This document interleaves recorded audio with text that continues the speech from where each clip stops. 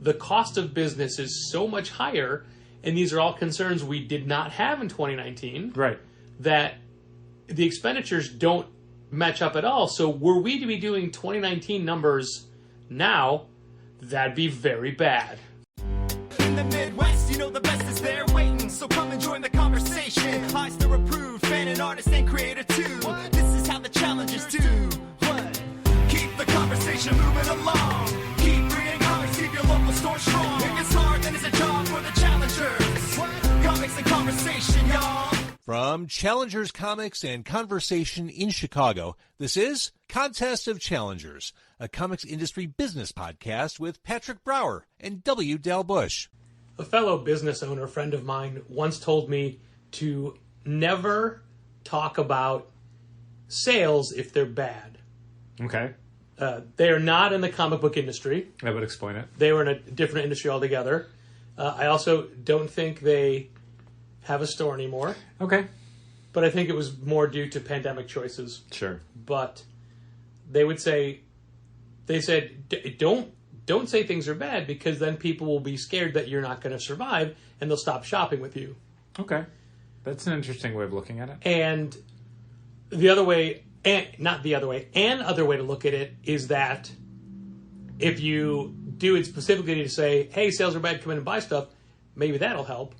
But maybe. On the other hand, the third hand, I guess, so many hands, we just talk about it matter-of-factly because that's what we do on this podcast. We talk about the way business is. Yeah, I think I've mentioned this before. We're a lot more honest and open on this podcast about things like that than we are in the store. When someone comes into the store and says, how's business? The answer is always like, it's fine.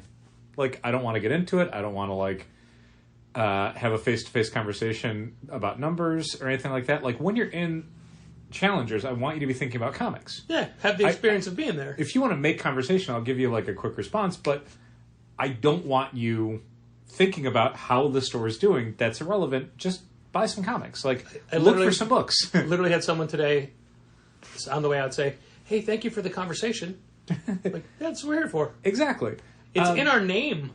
But yeah, I mean, this is a comics industry business podcast, so we're going to talk about business things. That's kind of the expectation I would think people had for the podcast. So not talking about that or obfuscating that in some way, I think would be disrespectful. Especially since this is a comics industry business podcast. I did say that, yeah. And last week there was one major comic book industry bit of business that was a huge topic. That was Image leaving Diamond. Oh, yeah. I had to say what it was because you were giving me this look like, what? Yeah, I definitely did not remember, no. Did you see that today Diamond announced the Image terms of sale moving forward for 2024? I did. They weren't terrible. Weird. That's not the reaction I got from other retailers. I mean, look, I think we'd be losing about 6%. But that said, the discount is still not terrible. Yeah.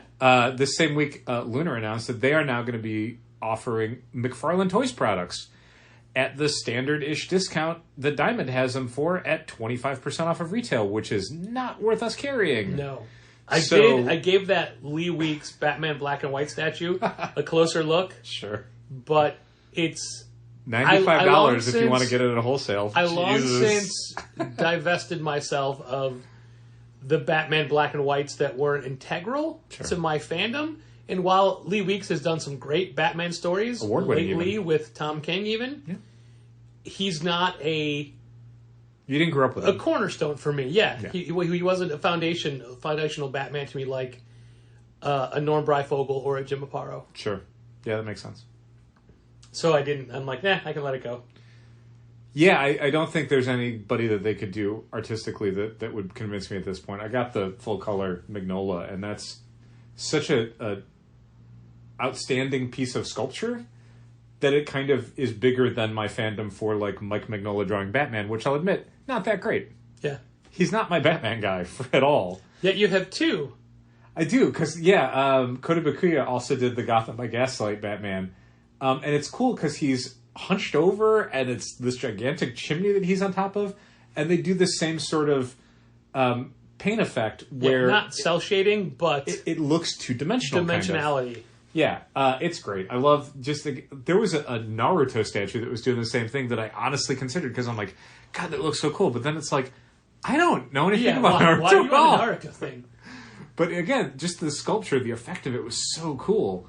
The thing I dislike about that specific Gotham by Gaslight statue is that the chimney is much bigger than Batman is. So normally I would probably also agree with you, but in this one instance, I just think it's cool because it's absolutely how Mignola would do it, where he would do this weird, Jack the Ripper era sort of piece of thing, and then a tiny, mostly shaded Batman on top of it, where he, the detail on Batman would be minimal. The bricks on the chimney would be very highly rendered. I want someone to start doing Daniel Warren Johnson statues, whereas it's the entirety of Times Square and a Spider-Man the size of your thumbnail. Yeah, a Spider-Man that's like Lego minifigure size. Yeah.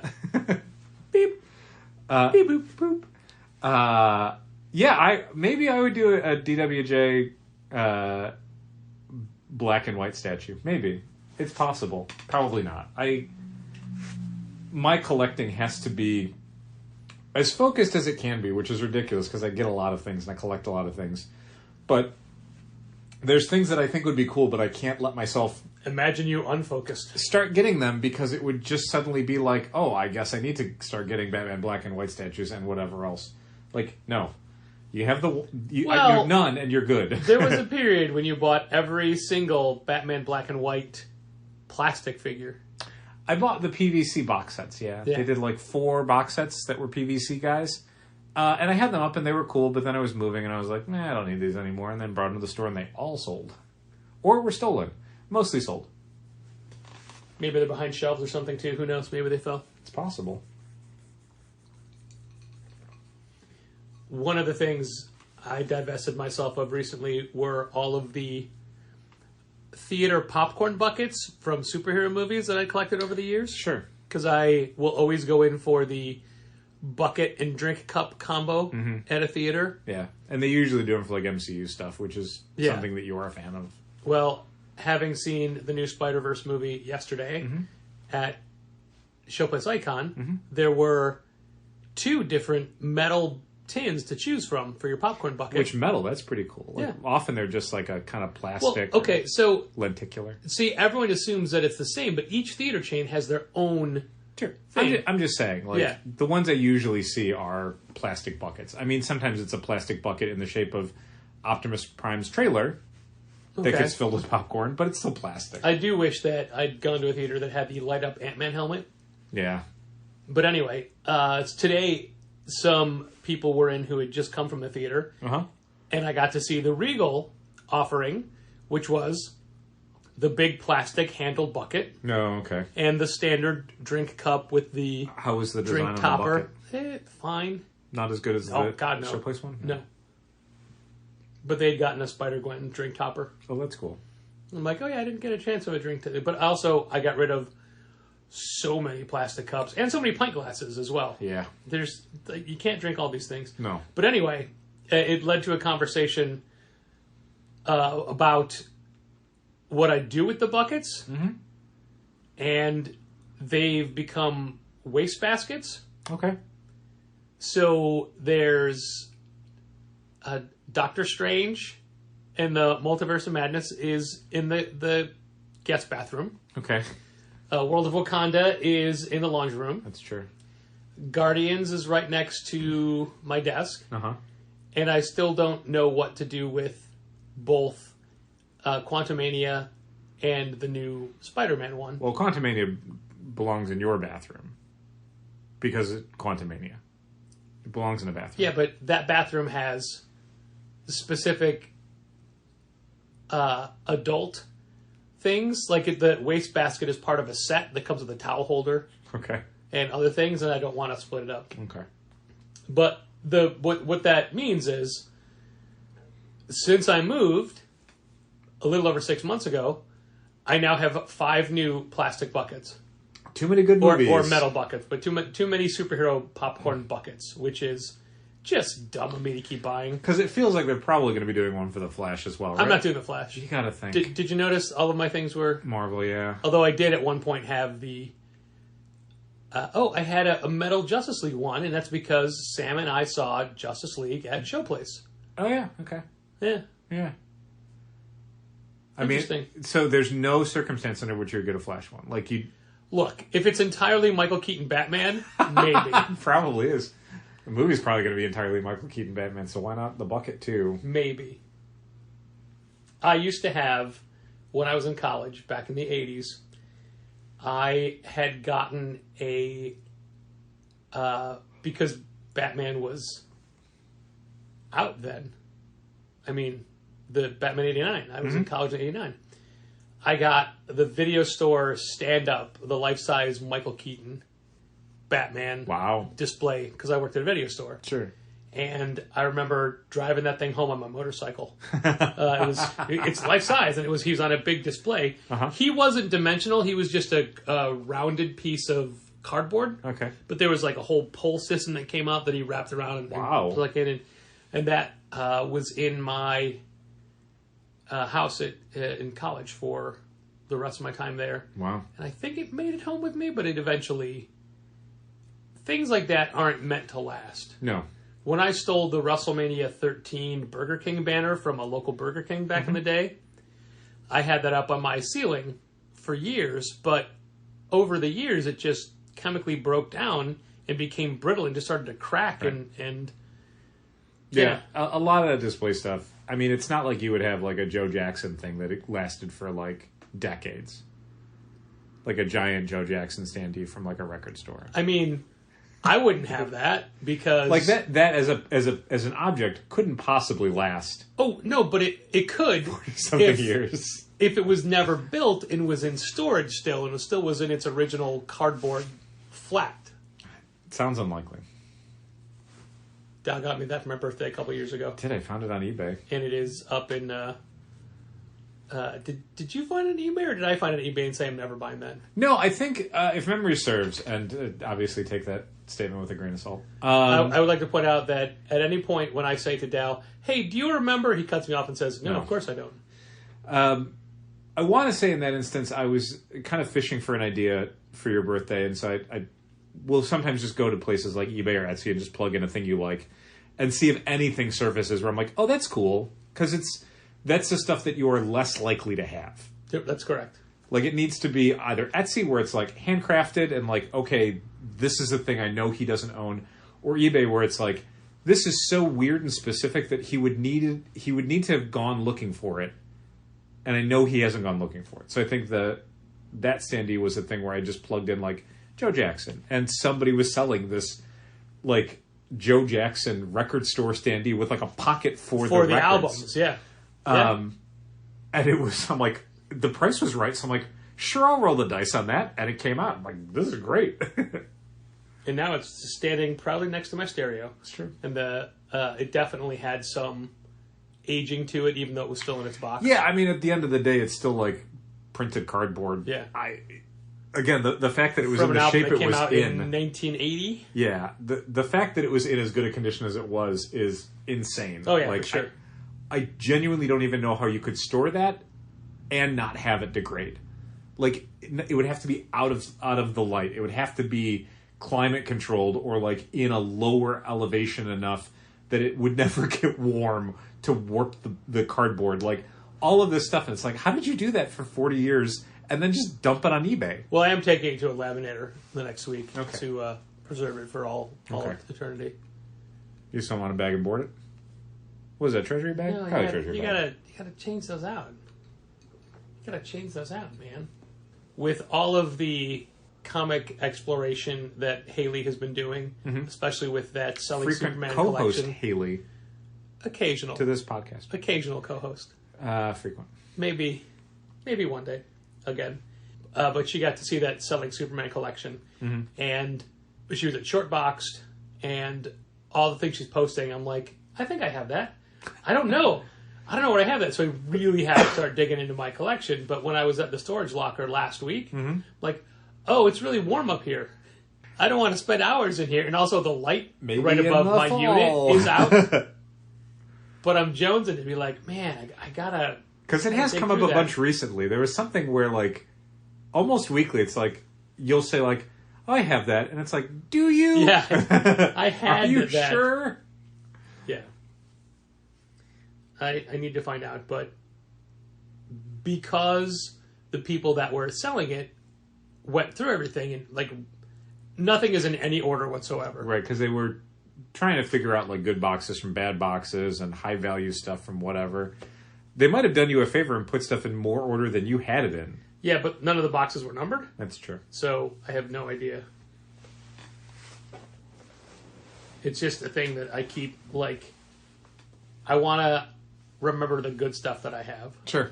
And I want to unload all the bad stuff. Sure. Also, I want to, if at all possible, not have to pay to store them. Yeah, or at least maybe get a smaller space. Bring them to their, like, what's the point of owning a home if you can't keep your things in it? That's a good point. So I'm going to need to... What do you think is for you, at this point in your life, the ideal amount of boxes to have at home for your collection? Like what... Obviously, like, there's things that are going to be, like, hugely sentimental and you would never get rid of, and things where... I can't... I mean, I have 71... Picture it in your brain. I have 71 long boxes in storage, and I would say 25 half boxes. Okay. That's a reasonable amount. But, like, 4 of those would be Amazing Spider-Man. Yeah. If not more. Okay. What is he at? 900? Yeah, Jesus. I mean, maybe? I don't know what they're counting in that. So that's like 3.5 long boxes. So Yeah. I can't just do 4. Yeah, I don't know. Interesting. And then it becomes a point of what is sentimental and what is just taking up space. I feel like there's things where you would probably do an initial edit where there's obviously stuff where you're like, I read this one time and I forgot I owned it. Marvel 2-in-1. Do I want to keep those?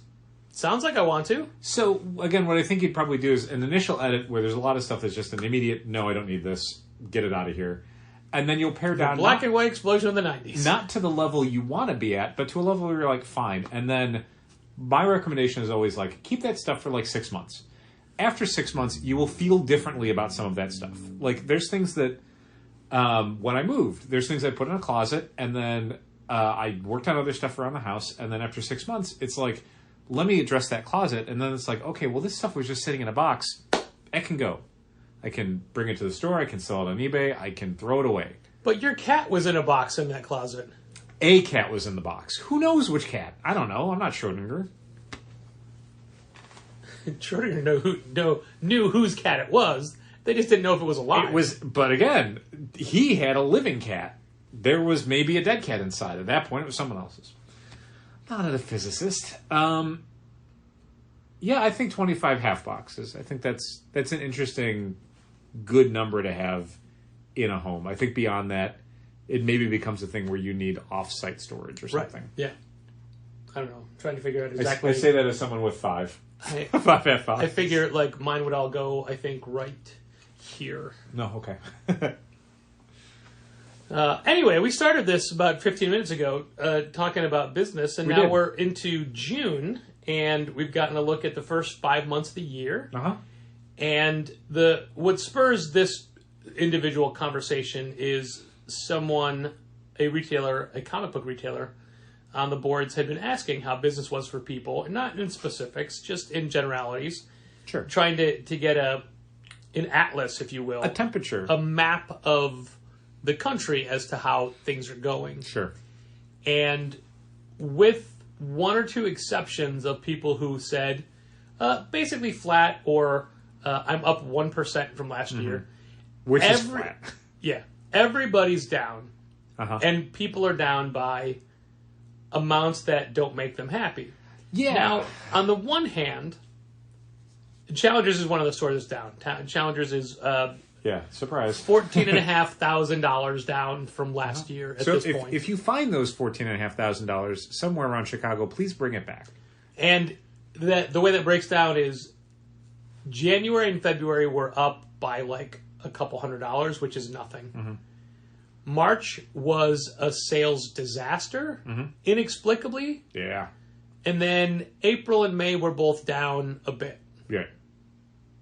May was almost promising. It's still down by Yeah, the two things that really worked against us digits. in May were being open an hour less on Free Comic Book Day literally cost us money, which means that we will not be doing that again next year. But the other thing is the last 2 weeks, the last 2 weeks of May, nothing came out. Like, a huge amount of product just wasn't released. I'm giving you a look because I don't know if you've seen what DC's putting out in 2 weeks. No. It's as bad as what they've been doing. Yeah, like, May had 5 release days. Whether that's Tuesdays or Wednesdays, depending on the publisher, it still had 5 of them. 10, Dal. Add them together. What? So, normally, when there's a 5th release day for a month, nothing comes out. Because publishers tend, and historically, more than currently, worked on a 4-week month cycle. So every 4 weeks, a new issue would come out of a series. So when there was a 5th week, there was kind of nothing available. Yeah, because otherwise, if you kept going every 4 weeks, you'd have 13 issues a year. Things would be out of alignment. Amazing Spider-Man wouldn't be coming out the 2nd week of the month anymore, or whatever. Like that matters. Once again, I'm speaking historically here, not currently. So what companies like DC used to do would be a 5th week event where, like, Sins of Youth would come out, and there would be, like, 9 one-shots telling a self-contained story, so there would at least be new content coming out. Or DC also had Superman Man of Tomorrow, which was specifically the 5th week Superman book, because there were 4 Superman titles. Each would come out once a month, 1 Superman book each week. So when there's a 5th week, they wanted to have a Superman book, so there would be 52 Superman releases over the year. So publishers were doing stuff like that. Now, DC will occasionally do things where the 5th week is a $10 seasonal one-shot, a few annuals, a couple miniseries, stuff that doesn't hew to a specific schedule and can kind of come out whenever they feel like it, just to plug something in. For whatever reason, and I'd love to know why this was, Marvel and DC and Image and like almost everybody else decided that the last 2 weeks of May were the 5th week. So we got 3 good weeks of releases and then 2 weeks of nothing. And we definitely saw the impact of that on Wednesdays. And that's kind of a big chunk of why our May was down, was because nothing came out to be sold for like 2 entire weeks. It didn't give people the reason to come in, and when they came in, there wasn't a whole lot to buy. Right. So, I mean, some people who come in regularly were still coming in, and we had deadbeats. I'm sorry, delinquent subscribers who came in to get their stuff finally. So there's stuff, and obviously a lot of like casual traffic doesn't care what comes out in a given week. They're just coming in to get what we would consider backstock, just graphic novels or toys or supplies or whatever. But the Wednesday traffic was definitely down for both weeks because there was less new product to bring people in. For folks that maybe only got X-Men stuff, if the only book for the week for you is Betsy Braddock, Captain Britain, it's maybe not worth making the trip for. Maybe you wait a week and then you get 5 books instead of just 1. No, but I don't understand what you're trying to say, because specifically releasing Image books on Tuesdays gives people a second reason to come in for the week, like a second trip. Not yet. I mean, maybe in September. Nobody comes in twice. No one will come twice a week. No one will. They didn't during Heroes World. No, and okay, Jimmy did. Yeah, and look, again, if you're a subscriber, if the street date for a book like DC or Image is Tuesday, you're welcome to come in on Tuesday and get them. We'll sell them to you. I'm not putting anything on the shelf until Wednesday. No. And I don't think that's going to be a thing that we're going to see from people. I don't think we're going to see a lot of our subscriber traffic start coming in Tuesdays and Wednesdays. Again, it's hard enough to get people to come in 1 day a week to get new books. Yeah. I don't see a lot of people deciding to come in twice in a week, at least not in a way where it's reasonable to do it. We've done a bunch of behind-the-scenes things and in-front-of-the-scene things just to try to make Challengers back to be more of a destination for people. Sure. As a routine. Yeah. And you had said something the other day like, well, hopefully in the next couple weeks we start seeing some of these things pay off. Mm-hmm. It's like, yeah, man, how many times have we said that in the past? Like, oh, I can't wait for this to, like, you can't flip a switch and think it'll matter. You can't say, we're suddenly open until 6 every night. And, like, traffic's going to flood in. Although I will say that, like, the 5 to 6 hour, it doesn't always make a bunch of money, but it makes some money, and it makes money that we probably weren't making before. Yes, we did have a transaction between 5 and 6 tonight. Well, that's and we Friday. had someone else look around and not buy anything. I've definitely looked at days that I've left at 5 and seen, oh, Molly did $130 worth of business between 5 and 6. I mean, I'm not saying it happens every single day, but it happens often enough that it's like, that's great. That's worth doing. I've not, for a minute, again, I haven't worked Fridays, obviously, but I haven't thought like, oh, we should go back from doing that. Like, that was not a valuable change for the store. I didn't bring that up thinking that was what you were going to think. No, but I'm still noting it. Like, things, again, may not work in an immediate way, but, you know, they end up being additive to the business. So hopefully some of the other stuff we're doing, again, it is collectively is a lift to the business, even if individually nothing is necessarily like a huge hit. I hope. Always are the situations like that where we don't know. Mm-hmm. Because if they're not working, people don't say, hey, this isn't working for us or whatever. Right. It just, like, what we often think is maybe it is working and things would have been worse without it. Yeah, basically. How can you tell what is, unless somebody specifically says? But I think for a lot of stuff, again, if we're talking about it in terms of, like, should we keep doing it or should we stop doing it? In order for me to say, like, we should stop doing it, it needs to be something where I'm looking at it and I'm like, this doesn't even anecdotally feel like it's working. Sure. Like, off-site events, like when we set up at, like, a movie theater or a brewery or something. Yeah. It's like, I've done those. They make no money. It takes a ton of time and effort. It's not worth doing. Like, that's it. Other things inside the business where it's like, you know, the amount of time that we spend on the website. We do have online sales, and we do have online subscribers, and we do have online regular customers. We are packing stuff up almost every day. So it's like, no, I do think that's a valuable use of our time. Yeah, I packed up a Green Arrow action figure today. You did. And a Power Girl variant cover. Yeah, the Tula Lotte one in 25. You know, it says Tula Lotte, but it doesn't look like her work at all. It does. Not to segue into anything, but I read the first chapter of Barnstormers. One of the things I hate about how Dark Horse is offering the Scott Snyder Best Jacket comics that were done for Comixology that are now being printed for the first time is that they do 2 chapters in a comic instead of a 6-issue series. So you get this unbelievably overlong issue of Clear or We Have Demons or Barnstormers where there's a cliffhanger in the middle of the goddamn book because it was only ever 2 20-something page issues, and for whatever reason from Dark Horse it's like, no, that's one single issue now. So it's like, why not make 6 regular size issues? Why make it an oversized $6 book when you could make it 2 regular $4 books? And not only would we as a store make more money, but more people would probably jump onto it because it's less of a buy-in for the first issue, and the story would read better. Yeah, like, the number of people I that don't understand just it. don't see the reason to buy a 3-issue miniseries is understandably high. Yeah. They did the same thing with Spy Superb. It's such a weird barrier. I don't understand it. It's such a, like, an own goal. Like, man, come on. You have a format. It's already done that way. It's not like you're taking the first chapter and splitting it up into 2 comics.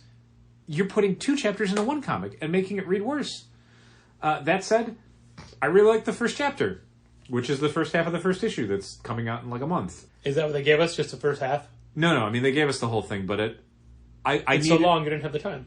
Basically, yes, but also digitally, I only want to read enough to know if I want to keep reading it and enough to sell it. For a book like this, I want to read it in print. I don't want to read it on my monitor on an iPad. I could have done that already. It was on Comixology. I really liked it, though. It's kind of a like 1920s, 1930s. In that period, post-World War I, crime caper. A pilot who's barely making ends meet, doing air tricks. Did they own a comic store? They didn't have those back then. That's because the market couldn't support them. Yeah, basically it's a Bonnie and Clyde thing. I really liked it. The characters are fun. Much like Severed, the time period it's set in is so unique to comics that I really like Scott Snyder working in that milieu again. And Tula Lotte does the art, and it's gorgeous. Yeah, I think it's of all the things Scott Snyder's working on, all of the stuff that he's done for Comixology, that's now in print, Barnstormers was the no-brainer for me. That was the one where it's like, this is going to be great. You know what? I legitimately almost asked this question. It sounds a lot to me like that old Activision game where you're flying a plane. What was that called?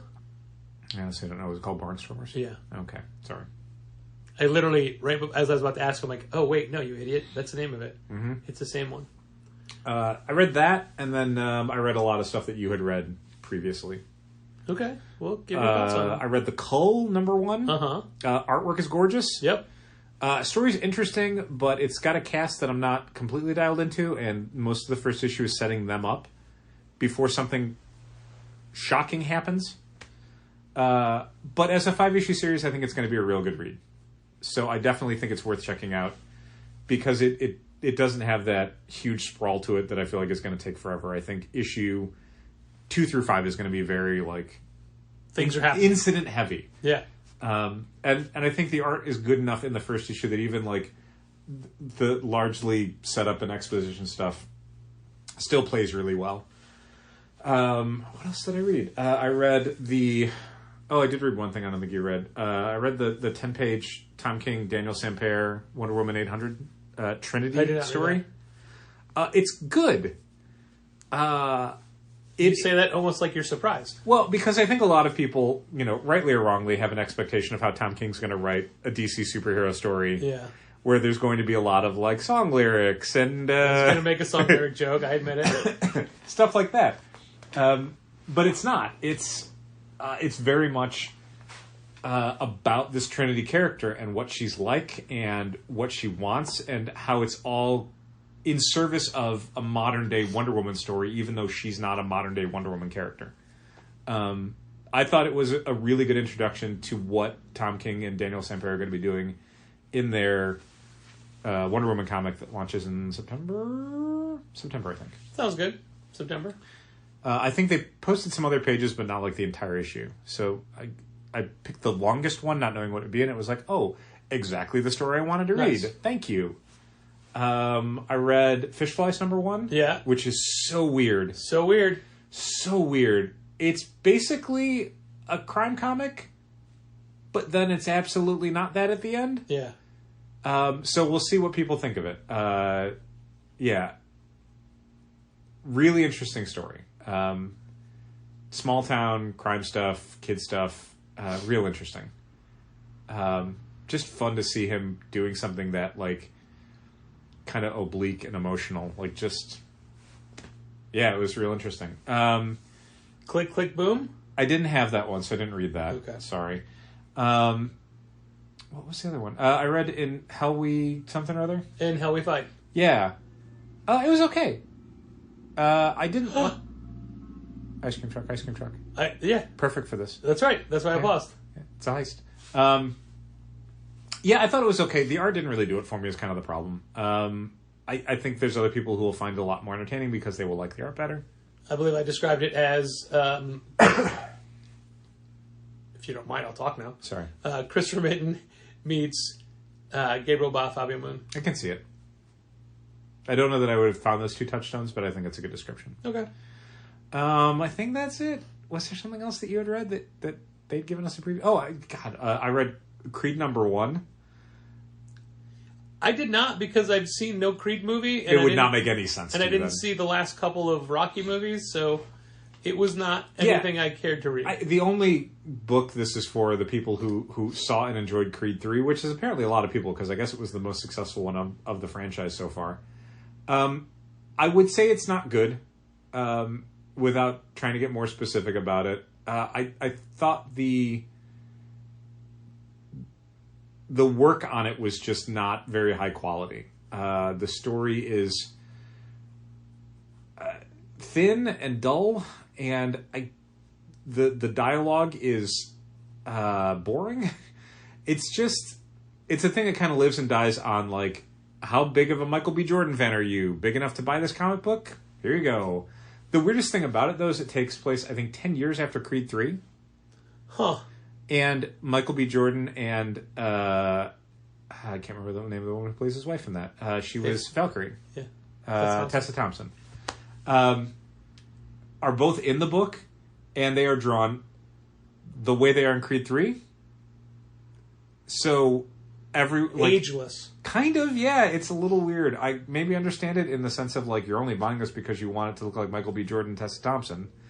But yeah, I didn't care for it. I thought the story was it's so just Creed, but with Creed's daughter that I don't understand. Like, I get why you do it as a comic and not a movie because no one would want to go see this movie. Is the blunt way of putting it. It would be too derivative to ever do as a film. That was what I read today. Some ups, some downs. I was spending too long trying to formulate a Hilary Swank joke I just wound up wasting time. Oh, like Karate Kid, right? Well, yes, but the next Karate Kid. That's right. But also the Clint Eastwood boxing movie. Oh, I don't remember that one too well. That was my joke was going to be, was she their daughter? No. Nope. It's in the future. Who knows? Yeah. The weirdest part is like Tessa Thompson and Michael B. Jordan are talking about like what to do with all their riches. And, like there's a scene where they're in a car. Well, now I know he doesn't die in Creed 3. Thanks, Dal. Talking about like neural technology, and it's like, oh my god, you are so far afield from what anyone liked in the first Creed movie that I don't understand why this is happening. What media deals are they going to make? Like, who would care? There was a book that we got a PDF for, and I can't remember what it was, but I looked at it and said, I have no interest in reading that. And then I paused and said, shouldn't I, though? Shouldn't I read it just to be able to talk about it if anybody asks? Then I said, yeah, but I don't want to. Yeah, there's times where I won't read a preview or a new issue when it comes out, a new series when it comes out, even though I try to do both of those all the time for everything, because I'm just like, whatever I learn from this is not going to make me more likely to sell the book. It will probably do the opposite. So ignorance in that case is bliss. Yeah. I'd rather tell people, like, I don't know if it's any good, try it out, instead of like, no, I did read it, it's bad. Although I wasn't going to read next week's AWA book by Ed Brisson. Sins of the Salton Sea. Yeah. But Kelly Thompson raved about it, yeah. So maybe I'll give it a second. Now you have to. I'll look at it. She made you. She twisted your arm. But I mean, if I can't take the recommendation of someone I respect, why should anyone take mine? Okay. It's only fair. I guess. Which is kind of one of the reasons we were asking people to send in their own recommendations for us to use. Okay. You know, the video recommendations. Sure. Is that why? And I hope everyone has enjoyed them. Apropos of nothing, did you hear the big Marvel announcement today? Marvel Publishing? I heard an announcement yesterday. Yeah. That deals with Moon Knight. Nope, that's not it. Do you know what I'm talking about? I don't think so. The thing in the comic book where it's like 25th issues doing all this stuff? So, starting at 25, Moon Knight and Moon Knight City of the Dead run parallel. Oh, isn't he not writing City of the Dead, though? Correct. Okay, go on. And that's it. Moon Knight's done. Okay. And just the other day, someone's I'm sure Jed McKay wants to move on. Someone's like, Jed McKay is writing so much. When is he going to quit Moon Knight? I'm like, he'll never quit Moon Knight. He loves it too much. The next day, Jed McKay is moving, and it's like, it won't, I'm sure that means new number one. And oh, definitely. Yeah. New creative team, new direction. Yeah. Someone online was very upset because Tiger's their favorite character, and they love how Tiger's being portrayed in Moon Knight, and they don't think that they'll ever get anything of that kind of Tiger quality again. Not unless she shows up in a movie or a TV show. Yeah. Sorry. Yeah. So anyway, that's what I thought.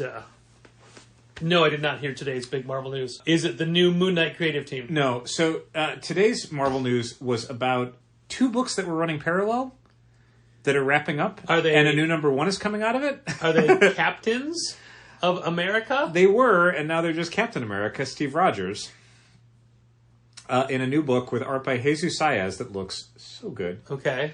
And it's written by J. Michael Straczynski. Huh. He's written Cap before, hasn't he? So he's written Cap in things. So he talked about it in the promotion for this. It's coming out in September. It's just called Captain America, number 1. But he talked about it because, like, he was asked, maybe Popverse, maybe, somebody did an interview maybe with him, and they were asking, like, why are you doing an ongoing series again? Because this is an ongoing series. They're all ongoing series, Dal. Right? Until they're not. But he'd said that he had done a short story for the Thor anniversary issue, and it was received well. And then the same editor had asked him to do something for the Thanos special, and that was received well. And then the same editor asked him to do a thing for Marvel Age 1000. He did a Cap thing, and that Cap thing got into the hands of the Cap editor, who said, "Do you want to do the book?" And he's like, "I would love to do the book. Yes, I love Captain America. I've always put him in stories I've done other places because I love writing Cap." So yeah, this is the only thing they really talked about so far is what looks like the first issue's cover image, which is they're going to do something. Oh man, I hope they're Alex Ross painted covers. No, Jesus Sias. Oh what? He was so good on that Steve Rogers Captain America book. I'm so glad he's back. But the era they're going to be exploring. Are the covers all by Paul Azaceta? No, they're by Jesus. I know, I get it. I'm making a joke. I'm making a Punisher joke. The thing they're going to be doing, obviously it's a modern day book, but they are going to do some flashback stuff exploring a time in Cap's life that they haven't really done before, which is basically the period after Steve's parents die and before he joins the army. So it's how does this kid survive and how does he make it that far? And then also it's at a time in American history where it's before America's entered World War II, and the Nazi Party is finding a lot of traction in American culture, and there's huge rallies in New York. That sounds too much of a fantasy world. American fascism. So that's going to be a thing of like kind of essentially what sounds like Steve Rogers' origin of hating Nazis, probably. Huh. So that'll be interesting to see how that's portrayed and developed, alongside how that becomes a modern day story, like what villains is Cap going to fight in 2023.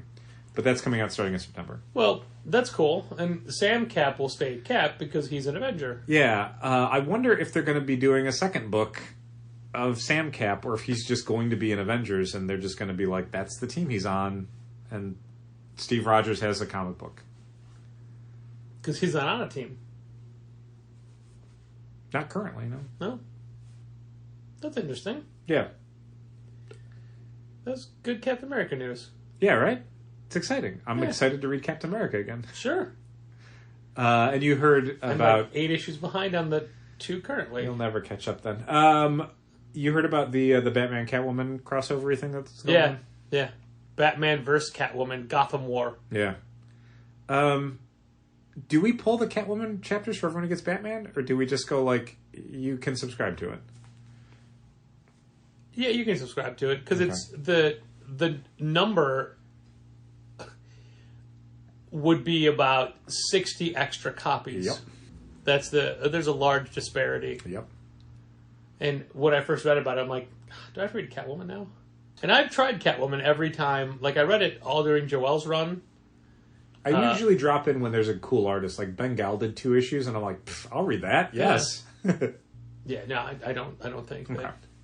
It's now time to thank our Patreon supporters, including our annual patrons, Becca Hilburn and Joseph Coco, Brent Helt, Dal's mom, Diane Bush, President of the Brian Garside Fan Club, Django Borin, Philip Sablik from Boom Studios, Jose Villagomez, Josh Crowley of Westfield Comics, our bestest wrestling watching pal, Michael Lee, Michael Romanenko, our patrons who have created their own tier, Andrew, Drew Troit Aaliyah, Bridget K. Neville, Chris Burton, Claudine Neville, our other generous patrons from the Say My Name pledge level, Ben-Hur Benedict Calaguas, Brad Brooks from Dumb Shit Done Well, Managed Comics Own Brian Garside, Christopher Haith, Drew Triner and Ashley Edwards,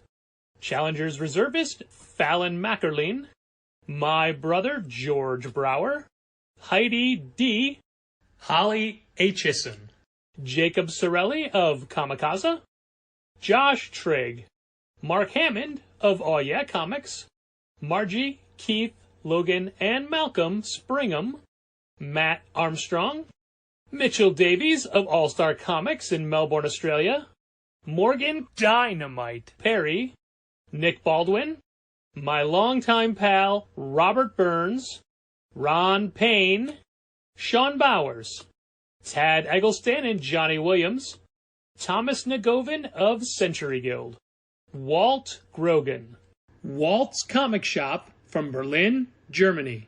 And if you want to hear your name thanked on this very podcast once a month, head over to patreon.com/challengers and pledge at the $5 Say My Name level.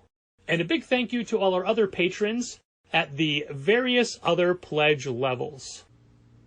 Well, we keep talking about business and jumping away. Right. So I'm still going to circle around to the original topic about sales being down. Yes. Industry-wide, though. Yes. And so does it help, does it hurt, or neither when it's not just you, it's everybody? I think it helps, at least for me. Like, it helps psychologically, but does it give you faith in the industry? Yeah, because I know the industry's cyclical. We've been in this position before where the market is not strong or readership isn't as robust as it should be. Yeah, but people didn't have a Zelda game to compete with then. They always do. They've had Zelda games forever. For 40 years, they've had Zelda games. Not on Switch. Oh, they only had 2 games on the Switch for Zelda. The thing that makes it better for me is that, and it can also be a little frustrating, is how much of it is out of your control.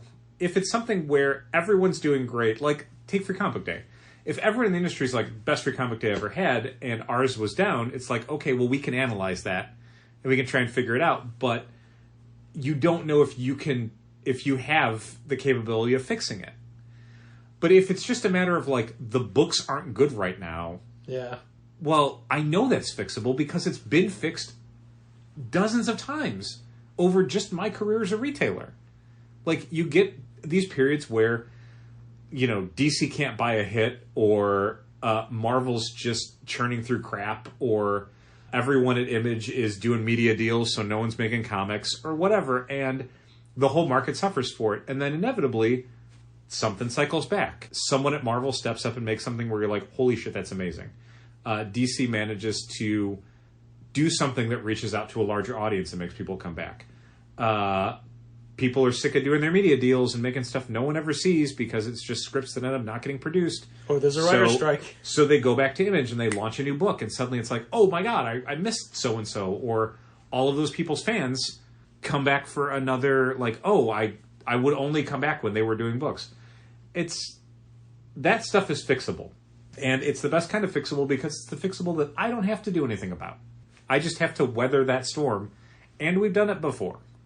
There's things we can do internally when stuff like that's happening, and stores do it all the time. You put your emphasis on slightly different things.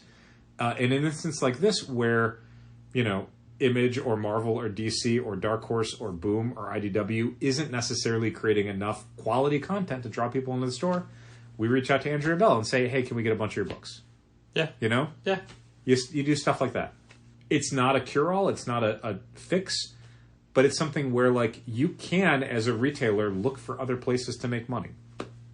Other stores are doing it with action figures or vintage books or posters. Somebody had said, like, whatever. hey, I think now I need to start getting into manga. What should I carry? Yeah. I mean, that's what we've done over the last few years is massively expand our manga section because you know what's consistently selling? Manga. And I think it's going to do really well for us this summer as more and more kids, teens, young adults are out looking for something to do, and families are coming in more on the weekends, and it's warmer weather. Like, yeah, I think manga's going to do real well for us. I don't know, man. It was warmer weather today, and nobody came in. That's true. It's such a weird dichotomy from looking at the dichotomy being looking at last Friday and this Friday, and weird. Looking at like this Thursday and Friday combined didn't touch last Friday. Yeah, that's not great. Which was an anomaly, but right, still. But still. Yeah. I mean, I've said that before about Sundays, where we'll have Sundays that are massive, and then the next week we do half that. It's like nothing was different. Just less turnout for whatever reason. For the longest time, I didn't understand why sales were so easily definable. Like, we knew the average for each day of the week, and they were consistent, and it just, I never made sense to me as to why we knew we'd do this much for this day, this much for this day. Now we don't. Like, the numbers are all different, and they're less carved in stone, if you will, but there's a long period of time where it's like, all right, well, we're going to make X number of dollars on this Thursday. Right. And we did. It's like, how does that always work? Yeah, regardless of what is out or what's happening in the industry. Yeah, the swings are a lot bigger now. And again, for Wednesdays in particular, it's way more about what's come out for the week, the volume of material. And certain key books, like if Marvel doesn't have, an X-Men book come out or whatever, like, and I literally mean X-Men, we're going to see less people. If Batman doesn't come out, we're going to see less people. So those weeks are ones where it pops a little higher. This week, I think Batman and X-Men come out. I was just going to say. So I'm excited about June 7th, where we'll not only have a lot of really great books, but we'll also have 3 creators signing. Also, what is...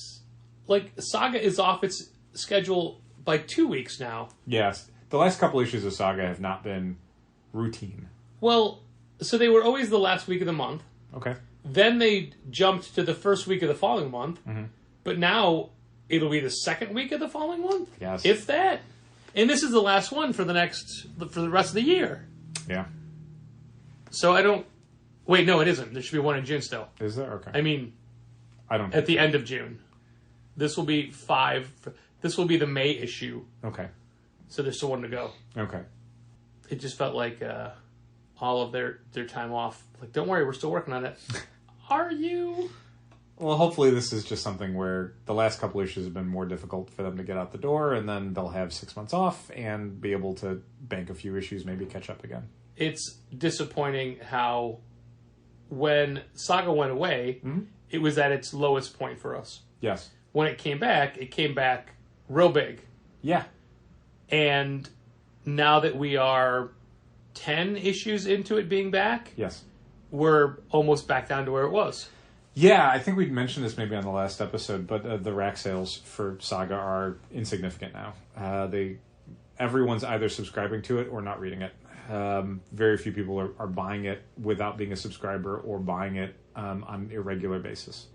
There's probably, less than 10 people that are probably buying it off the shelf every month. I was going to ask you if you were happy with the answers people gave you about where they're getting, how they know when to look at Managed Comics for the start of the month, or, the question you asked last time. Uh-huh. And then it hit me, I'm like, oh, a lot of those came in via social media. Dal never saw those. Yeah, I was going to say, I saw one response from an email from a friend that was separate from all of this discussion.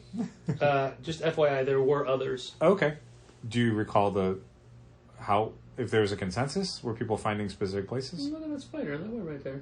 I do not. Okay. But there were answers. Okay. Well, thank you, folks. That was going to lead into me saying, so to anybody who's not buying their books anymore and who have maybe... The joke is that whenever someone asks, like, hey, how is digital affecting your store? Our answer is always, we have no idea. People don't tell us if they're reading digital or not. No. If they don't come in, we don't know why they didn't come in. Are they on digital? Did they move away? Did they...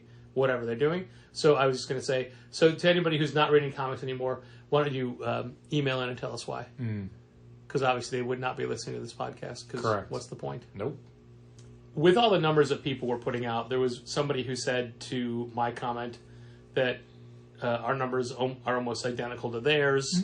Somebody said they had the best free comic book day by far this year. Wow. Yet May was still down a lot. That's bad. Which is worrying. Yeah. Like, if you can have a day that's thousands of dollars better than your other days, and then you're still down by a whole bunch, it's like, well, then you were down by even more than you think you were.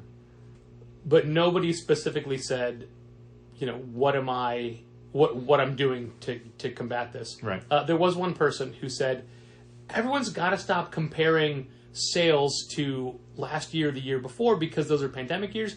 You got to realistically look back at like 2019. And that's a thing that I had said a couple of years ago. Sure. But you can't do that now. I started typing this up, then I said, don't care, erase it all. But and you always tailor these comments specifically to, in our experience, not speaking for anybody else, we can't do that because the cost of business is so much higher, and these are all concerns we did not have in 2019. Right. That the expenditures don't match up at all. So were we to be doing 2019 numbers now, that'd be very bad. Yeah, and on top of that, I think it is fair to look at 2022 and 2021 because at that point, you're 1 and 2 years into the pandemic. Yeah. Like, obviously there are adjustments, but comparing 2023 to 2022 is totally fair because where did those people go? Yeah. Like, they were there. No one was under lockdown anymore. No one was, like, movies were coming out again. Concerts were happening. Like, these things were not back to normal, but enough where it's like, I don't think most of that should be a factor to how we were seeing people come in and buy books and not. A thing I'll probably try and do when I get a chance is look at specifically category totals for the first 5 months of 2022 versus the first 5 months of 2023 and see, like, okay, since we're down certain months, what categories were we down in? That's smart. Like, where are we seeing a weakness? Is it graphic novels? Is it single comics? Is it other categories? And if it's single comics, which it probably is, which ones and by how much? Like, is DC up and Marvel down? Is Marvel up and DC down? I don't know. So, yeah, I mean, it's just basic analytic stuff that we should be doing, and I'll probably try and do that in the next few days. It's funny you say that because there's a thing that I wanted to start doing.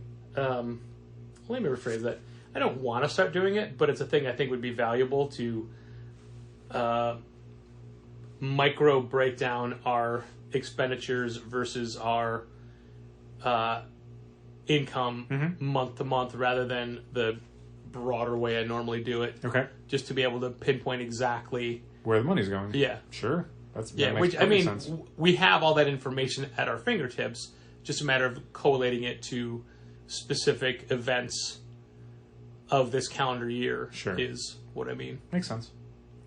But I don't want to because I'm already...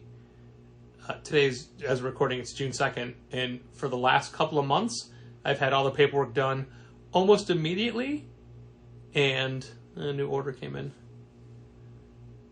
I don't like orders coming in at night. I just don't. I know people can shop anywhere, and we should be grateful orders are coming in, but it's like... And I am. I can't do anything about it right now. And then it has to be the first thing on my mind when I get in. That's true. I'm okay with it. The first thing on my mind is finding out, oh, this book that someone just bought, I have to refund. We don't have this cover anymore. In circumstances where someone places a single order for a single comic and we do not have it in stock, it is better to, instead of deleting the item, cancel the order. Because otherwise the order stays active even though there's nothing on it anymore. But I mean, after refunding it... Canceling it will refund it. Oh.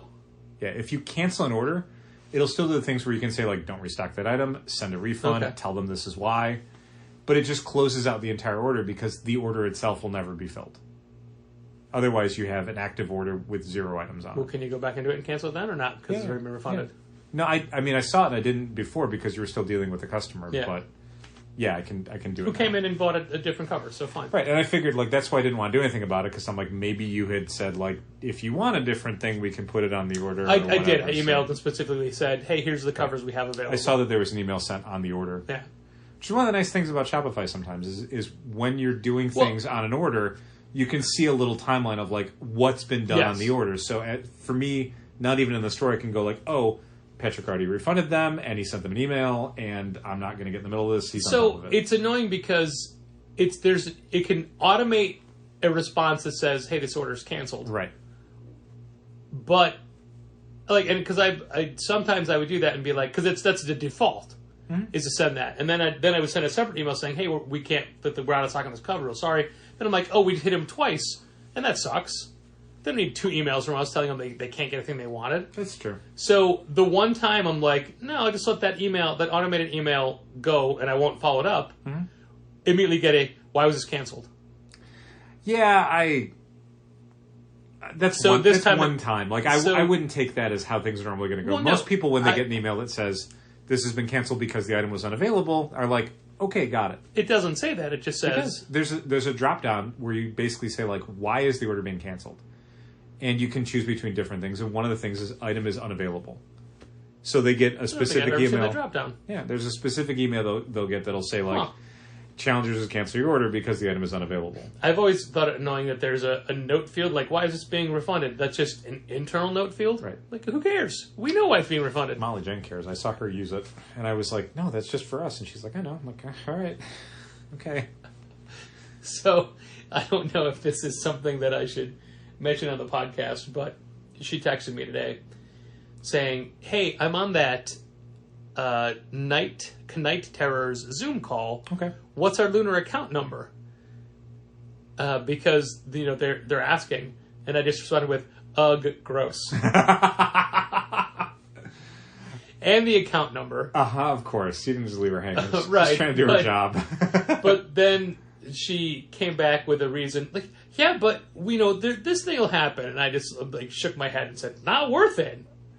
I appreciate that she is willing to do that stuff when both you and I have reached a stage in our careers where we're like, no, I'm not doing that. I do not want to hear anything about Night Terrors other than one of two things. One, we're making everything returnable, so don't worry about it. Which they have not announced yet, and none of it is as of yet. Or two, we heard you, we're canceling the whole event. One of those two things. And I'm assuming they didn't do either one of those in the sales call. Did you hear that I can't remember the name of the book or the name of the creator, which is a benefit to me for both things. But the Troublesome Eisner Award. Yes. The fact that it's no longer Eisner nominated. But did you hear how? They withdrew their... Yeah, they're like, forget it, I don't want it. Well, because the Eisners don't really have a real good mechanism for, like, rescinding a nomination. Yeah. They did it, like, once when it was...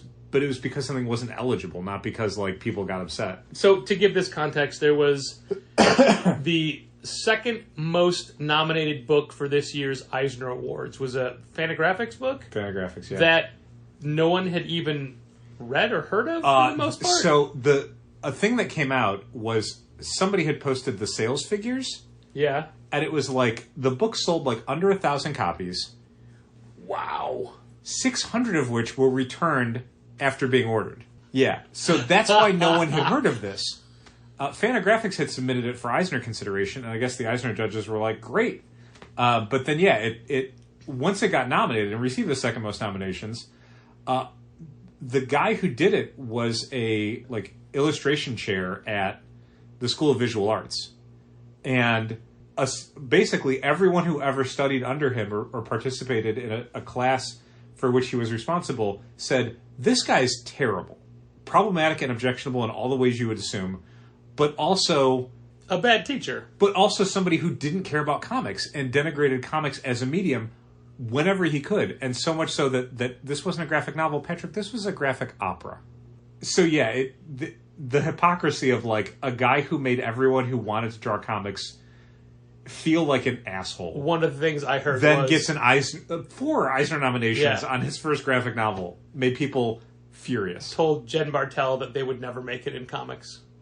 Yeah, and just apparently told that to a whole bunch of people. Like, just a miserable human being that made so many artists feel bad about themselves for years.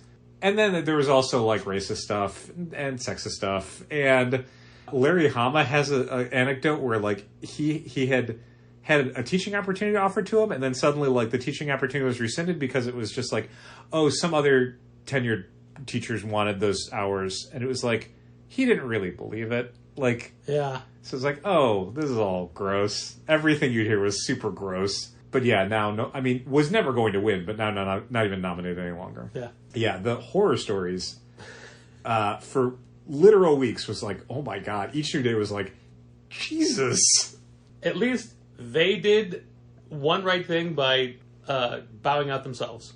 Yeah, eventually, but not at first. Right, no, I know. At first there was the pushback of, like, a thinly veiled thing about, like, I'm sorry people didn't like my book about society ganging up on, like, someone trying to go their own way or whatever. It's like, Jesus, okay, great. And it turns out the book was also, like, sort of racist. So there you go. This has nothing to do with comics, except for the fact that it kept us entertained is the wrong word, but it was a story we kept checking in on during the day today, because over in West Humboldt Park, yes, there was a man I heard on about a this as well. rooftop. Thank you, Chicago Sun-Times. With a flamethrower. Uh-huh. So digging into it more it's basically not just a flamethrower, a giant crow's nest that was built on top of the house. Uh-huh. Metal scaffolding, adorned with a bunch of flags, including an upside down American flag, a smiley face flag, a "Don't Tread on Me" flag, a Ukrainian flag, and a homemade swastika flag. Yep. And apparently he would go up there at night frequently, fire off guns, and play recordings of people saying bad words are coming, people. Fuck the police, fuck you, over and over again, and also Survivor's Eye of the Tiger. Yeah, that was the interesting part. Yeah. And people were starting to feel unsafe, and it's Mm-hmm. that block was filled with black people and Mexican families. And what is this guy? An old white dude. Yeah, one of the quotes that the Sun-Times had in their email today was from somebody from the neighborhood who was like, if this was happening in Lingle Park, this would have been dealt with in a week. But it's been happening for a while. Yep. But literally up. And then as the article kept getting refreshed, there's a close-up of the dude as an older dude with, scraggly gray hair, goggles, and the kind of military rapid-fire assault weapon that you only see in Hollywood movies. War movies. Yeah, like with that weird, thin, extended, shoulder piece in the back. Yeah. Tactical gear that you have no reason to have on a rooftop in Chicago. Yeah. And the last thing I read was at 4 o'clock, officers breached the building and 2 bangs were heard. Oof. And that was it. Okay. Oh, Chicago. Yeah. Anyway, I just thought I would mention that as a thing that was happening today. Uh-huh. While everyone else in Chicago was preparing for Taylor Swift, who, by the way, exactly 5 years ago tonight, I was seeing the Reputation tour. So since Taylor Swift has been performing in a lot of stadiums and stuff, and a lot of fans have been showing up, they've been showing up early, they've been staying during the event, they've been collecting outside and tailgating. Tailor-gating is what it's called, Patrick. Mm-hmm. That's what I was getting at. Got ya. Tailor-gating. I found out that my sister and my niece just got tickets for tomorrow. And Yikes. Or you just found out they just got them. No, it's not that they just bought them, it's that they were people that couldn't go who had tickets gave them. Because otherwise, if they just got them for a thing tomorrow, oh boy, that's expensive. Yeah, no, they were just presented, they were just given tickets. Nice. But I said to my sister, I'm like, well, you better start making your friendship bracelets right now. Mm-hmm. She's like, I don't have anything to make. I'm like, you're an ex-preschool teacher. You have an entire craft room. Get busy. Beads. How hard is it? All I'm saying is, if you don't show up with beads, you don't take beads from anybody. No. There are rules. You're not going to make any friends at this Taylor Swift concert. Right? And she was also worried about coordinating outfits with her daughter. Okay. That is something to be concerned about. Because she doesn't know exactly what era she would go as. Oh. Yeah, I don't know enough about Taylor Swift. I would go as modern era Patrick if I were going. Oh, okay. I would exactly wear this. Okay. Well, it's tomorrow, though, so I'd probably have different shoes on. Probably. Well, that's enough digression. There we go. That is a week of comic stuff done. Thanks for listening. And keep reading comics. Boop, boop. Did you like the Spider-Verse movie? I did. Me too. I was trying to do that. I know. Boop, boop, boop. Beep, boop. This has been Contest of Challengers. Thanks for listening. Keep reading comics. Challengers is located at 1845 Northwestern Avenue in the Bucktown neighborhood of Chicago. 773-278-0155. Keep up to date with new releases and events at challengerscomics.com. And help fund this podcast at patreon.com/challengers.